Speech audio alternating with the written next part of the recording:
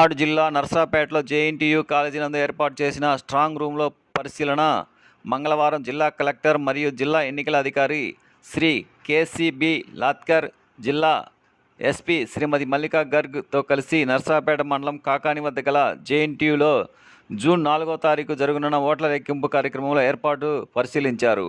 ఓట్ల లెక్కింపు జరిగినంత వరకు ఏర్పాటు చేసిన భద్రతా బలగాలు వారికి ఎటువంటి అసౌకర్యం కలగకుండా నిత్యం స్ట్రాంగ్ రూమ్ వద్ద ఉండేందుకు పోలీసు బలగాలు వారికి అన్ని సౌకర్యాలు ఏర్పాటు చేశారు.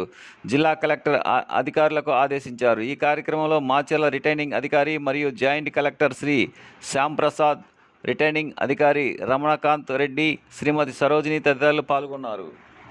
చెప్పండి, 1 అవర్, 1.5 అవర్, 2 అవర్, ఎంతసేపట్లో? ఈవినింగ్కి లేకపోతే నేను మళ్ళీ రేపు counting okay. Apart from table వేయాలో వేరే నేను హాల్ వేయాలో అంటున్నాను.